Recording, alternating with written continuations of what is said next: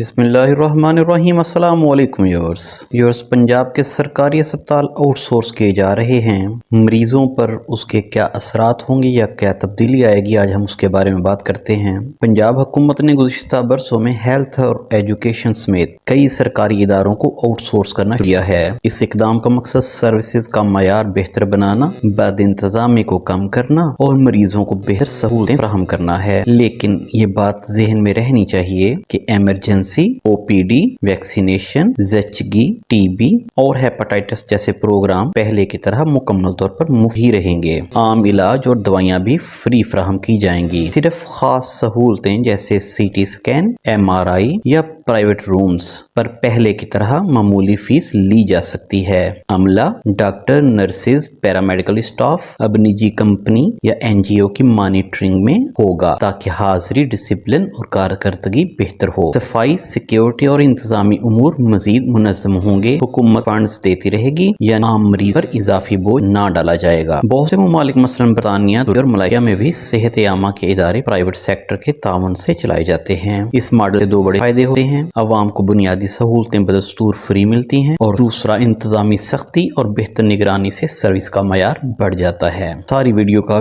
खुलासा ये है कि इलाज फ्री बंद नहीं होगा, निज़ाम ज्यादा मौसर और शिफाफ होगा। मरीजों को सहूलत, सफाई और वक्त डॉक्टर मिलेंगे। ये एक कदम है जो सेहत आमा के निज़ाम को मजबूत करेगा। हुकूमत का मकसद मरीज पर बोझ डालना नहीं बल्कि इलाज को बेहतर और बर वक्त बनाना है। उम्मीद करते हैं कि आज की वीडियो से जो खदशात लोगों के जहन में उभर रहे थे वो मुकम्मल तौर पर नहीं तो किसी हद तक जरूर बेहतर हुए होंगे। अल्लाह आपका हामी नासिर हो। अल्लाह हाफिज।